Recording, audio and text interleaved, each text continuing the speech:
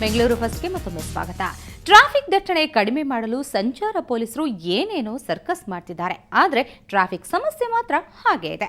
ಹೀಗಾಗಿ ಸಂಚಾರ ಪೊಲೀಸರು ಮತ್ತೆ ಕಾರ್ ಪೂಲಿಂಗ್ ವ್ಯವಸ್ಥೆಗೆ ಮೊರೆ ಹೋಗಿದ್ದಾರೆ.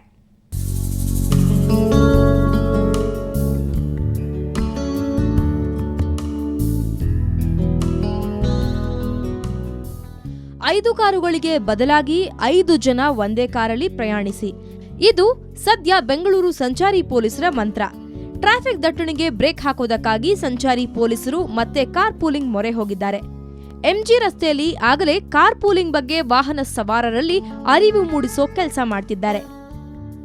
ಈಗ ಏನು ಕಂಡೀಷನ್ ಇದೆ, ಈಗ ಏನು ಟ್ರಾಫಿಕ್ ಸಮಸ್ಯೆಗಳಿದೆ, ಅದು ತುಂಬಾ ದುಬಾರಿಯಾಗಿ ಯಾವ ಓಡಾಡಕ್ಕೆ ಆಗೋದಿಲ್ಲ. ಅಂತಹ ವ್ಯವಸ್ಥೆ ಅಥವಾ ಅಂತಹ ಸ್ಥಿತಿ ಬರಬಹುದು. ಸೊ ಅದಕ್ಕಾಗಿ ಈಗಲಿಂದ ಏನಾದರೂ ಯೋಚನೆ ಮಾಡಿ ಸಮ ಪ್ರಮಾಣ ಕೆಲವೊಂದು ವಾಹನಗಳು ನಾವು ರೋಡಿಂದ ಸ್ವಲ್ಪ ತೆಗೆದುಬಿಟ್ರೆ ಆದಷ್ಟು ನಮ್ಮ ಟ್ರಾಫಿಕ್ ಸಿಚುವೇಶನ್ನ ನಾವು ಸರಿ ಮಾಡ್ಕೊಂಡು ಹೋಗ್ಬೋದು. ಅದರಲ್ಲಿ ತುಂಬಾನೇ ಮುಂದೆ ಕಷ್ಟ ಇದೆ. ಒಂದೇ ಬಡಾವಣೆಯ ನಿವಾಸಿಗಳು ಒಂದೇ ಪ್ರದೇಶದಲ್ಲಿ ಕೆಲಸ ಮಾಡ್ತಿದ್ರೆ ಅಂಥವರಿಗೆ ಕಾರ್ ಪೂಲಿಂಗ್ ಸುಲಭ. ಪೊಲೀಸರ ಈ ಕಾರ್ಯಕ್ಕೆ ಕೆಲ ವಾಹನ ಸವಾರರು ಸಾಥ್ ಕೊಟ್ರು. ಪೊಲೀಸರ ಮನವಿಗೆ ಸ್ಪಂದಿಸಿದ ಹಲವರು ಕಾರ್ ಪೂಲಿಂಗ್ ಅಳವಡಿಸಿಕೊಳ್ಳಲು ಒಪ್ಕೊಂಡ್ರು. ಜನರ ಸಹಕಾರವಿದ್ರೆ ಕಾರ್ ಪೂಲಿಂಗ್ ಯಶಸ್ವಿಯಾಗಲಿದೆ ಅಂತ ನಗರ ಪೊಲೀಸ್ ಕಮಿಷನರ್ ಹೇಳಿದ್ರು. ಇಲ್ಲಿಂದ ಒಂದು ಅರ್ಧ ಗಂಟೆ, ಮುಕ್ಕಾಲು ಗಂಟೆ, 1 ಗಂಟೆ ಒಬ್ಬನೇ ಹೋಗ್ತಾರೆ. ಅದ್ರ ಬದಲು 4 ಜನ ಹೋದರೆ ಮಾತಾಡ್ಕೊಂಡು ಹೋಗ್ಬೋದು. ಇಡೀ ಪ್ರಪಂಚದ ವಿಷಯನೇ ಮಾತಾಡ್ಕೊಂಡು ಹೋಗ್ಬೋದು. ಒಂದೊಂದು ದಿವಸ ಒಂದೊಂದು ಸಬ್ಜೆಕ್ಟ್ ಮಾಡ್ಬೋದು. ಒಂದು ದಿವಸ ಟ್ರಾಫಿಕ್ ಮಾತಾಡ್ಬೋದು, ಒಂದು ದಿವಸ ಪಾಲಿಟಿಕ್ಸ್ ಮಾತಾಡ್ಬೋದು, ಒಂದು ದಿವಸ ಅವರ ಕಂಪ್ನಿದ ವಿಷಯ ಮಾತಾಡ್ಬೋದು. ಈ ರೀತಿ ಬೇಕಾದಷ್ಟು ವಿಷಯಗಳನ್ನು ಸಂಗ್ರಹನೂ ಕೂಡ ಆಗ್ತದೆ, ಟೈಮು ಕಳೀತದೆ, ಬೇಜಾರು ಹೋಗ್ತದೆ. ಆದರೆ ಅದನ್ನು ನಾವು ಮಾಡೋದಿಲ್ಲ. ಒಟ್ನಲ್ಲಿ ದಿನೇ ದಿನೇ ಹೆಚ್ಚುತ್ತಿರುವ ವಾಹನಗಳ ಸಂಖ್ಯೆ ಮತ್ತು ಟ್ರಾಫಿಕ್ ಸಮಸ್ಯೆಯನ್ನು ನಿಯಂತ್ರಿಸಲು ಪೊಲೀಸರು ಕಾರ್ ಪೂಲಿಂಗ್ಗೆ ಮೊರೆ ಹೋಗಿದ್ದಾರೆ. ಆದರೆ ಇದು ಎಷ್ಟರ ಮಟ್ಟಿಗೆ ಸಕ್ಸಸ್ ಆಗುತ್ತೆ ಅನ್ನೋದೇ ಈಗಿರೋ ಪ್ರಶ್ನೆ. ಬೆಂಗಳೂರಿನಿಂದ ಕ್ಯಾಮರಾ ಪರ್ಸನ್ ರೇಣುಕಾ ಪ್ರಸಾದ್ ಜೊತೆ ದತ್ತರಾಜ್ ಪಡುಕೋಣೆ, ಸುವರ್ಣ ನ್ಯೂಸ್. ಭಿನ್ನ ಬೆಂಗಳೂರಿಗ ಸರಣಿಯಲ್ಲಿ ಇವತ್ತು ನಾವು ನಿಮ್ಗೊಂದು ಡಿಫರೆಂಟ್ ಸ್ಟೋರಿಯನ್ನ ತೋರಿಸ್ತೀವಿ. ಇಲ್ಲೊಬ್ಬ ಪೋರನಿದ್ದಾನೆ. ಅವನ ಜ್ಞಾನವನ್ನ ನೋಡಿದ್ರೆ ನೀವು ಕೂಡ ಅಚ್ಚರಿಯಾಗೋದು ಗ್ಯಾರಂಟಿ. ಇಂದ್ರಾಂ ಮಿತ್ರಾಂ ಮರಣು ಅಗ್ನಿ ಮಹೋರಥಾರ ದಿವ್ಯಾಸಾನುಪಣೋ ಗುರುತ್ಮಾನ ಏವ ಶೂದ್ರಮಿಪ್ತ ಬಹುಧಾ ವದಂತಿ ಅಗ್ನಿಮ್ಯಂ ಮಾತುರಿಶ್ವ ನಮಃ. ಹೀಗೆ ಪಠಪಠ ಅಂತ ವಚನ, ಭಗವದ್ಗೀತೆ, ಕುರಾನ್ ಅನ್ನ 7 ಭಾಷೆಯಲ್ಲಿ ಹೇಳುವ ಈತನ ಹೆಸರು ಮೊಹಮ್ಮದ್ ಅಶ್ರಫ್. 3ನೇ ವರ್ಷದಿಂದಲೇ ಈತ ಇದನ್ನ ರೂಢಿಸಿಕೊಂಡಿದ್ದಾನೆ. ಇದಕ್ಕಾಗಿ 1800ಕ್ಕೂ ಹೆಚ್ಚು ಪ್ರಶಸ್ತಿಗಳು ಬಂದಿವೆ. ಪರಮಾತ್ಮನನ್ನು ಜನರು ಹಲವಾರು ಹೆಸರಿನಿಂದ ಕರೆಯುತ್ತಾರೆ. ಕೆಲವರು ಇಂದ್ರ, ಮಿತ್ರ, ವಾಯು, ಅಗ್ನಿ ಎಂದು ಕರೆಯುತ್ತಾರೆ. ಆದರೆ ಪ್ರಾಜ್ಞರು, ತಿಳಿದವರು ಪರಮಾತ್ಮ ಒಬ್ಬನೇ ಎಂದು ಒಮ್ಮೆದಿಂದ ಹೇಳುವರು.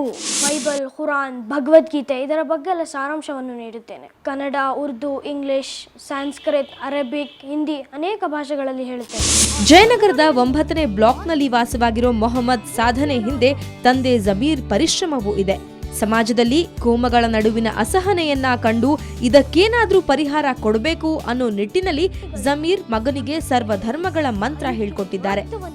ಮುಖ್ಯ ಉದ್ದೇಶ ಏನಂದರೆ, ಸಮಾಜದಲ್ಲಿ ಈ ಎಲ್ಲ ಧರ್ಮಗಳು ಯಾರೂ ಅರ್ಥ ಮಾಡ್ಕೊಳ್ತಾ ಇಲ್ಲ. ಬರೀ ಆ ಧರ್ಮ ಈ ಧರ್ಮ ಅಂತಾರೆ.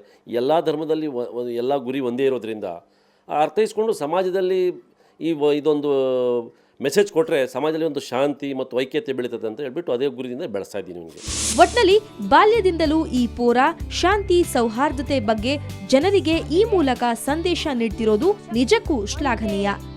ನಾವೆಲ್ಲರೂ ಸಹೋದರರು, ಒಂದೇ ತಂದೆ ತಾಯಿಯ ಸುಪುತ್ರರು.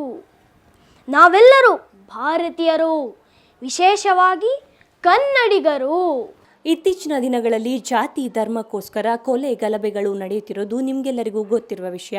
ಅಂಥದ್ರಲ್ಲಿ ಮೊಹಮ್ಮದ್ ಅನ್ನೋ ಮುಸ್ಲಿಂ ಬಾಲಕ ಭಗವದ್ಗೀತೆ, ವಚನ, ಕುರಾನ್ಗಳನ್ನು 7 ಭಾಷೆಗಳಲ್ಲಿ ಹೇಳಿ ಭಾರತದ ಜನರಿಗೆ ಶಾಂತಿ ಸೌಹಾರ್ದತೆಯನ್ನು ಸಾರಿ ಹೇಳ್ತಾ ಇದ್ದಾನೆ. ನಿಜಕ್ಕೂ ಈ ಪುಟ್ಟ ಪೋರನ ಸಾಧನೆಯನ್ನು ಮೆಚ್ಚಲೇಬೇಕಲ್ವಾ? ಬೆಂಗಳೂರಿನಿಂದ ಕ್ಯಾಮ್ರಾಮನ್ ದೇವರಾಜ್ ಜೊತೆ ಅಂಜನ್ ಗೀತಾ, ಸುವರ್ಣ ನ್ಯೂಸ್.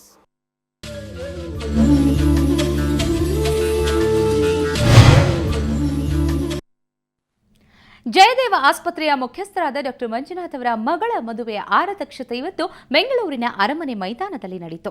ಮಾಜಿ ಪ್ರಧಾನಿ ದೇವೇಗೌಡರ ಮೊಮ್ಮಗಳಾಗಿರೋ ಡಾಕ್ಟರ್ ನಮ್ರತಾ ಮತ್ತು ಮೈಸೂರು ವಿಶ್ವವಿದ್ಯಾಲಯದ ವಿಸಿ ಪ್ರೊಫೆಸರ್ ಕೆಎಸ್ ರಂಗಪ್ಪ ಪುತ್ರ ಶ್ರೇಯಸ್ ಅವರ ವಿವಾಹವು ಕಳೆದೆರಡು ದಿನಗಳ ಹಿಂದೆ ನಡೆದಿತ್ತು.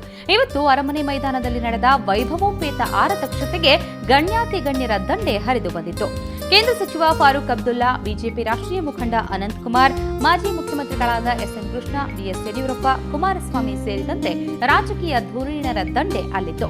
ಅಲ್ಲದೆ ನಟಿ ಜಯಮಾಲಾ, ಮಾಳವಿಕಾ, ಸುವರ್ಣ ನ್ಯೂಸ್ ಪ್ರಧಾನ ಸಂಪಾದಕ ವಿಶ್ವೇಶ್ವರ ಭಟ್ ಸೇರಿದಂತೆ ಹಲವು ಗಣ್ಯರು ನೂತನ ವಧುವರರಿಗೆ ಶುಭ ಹಾರೈಸಿದರು.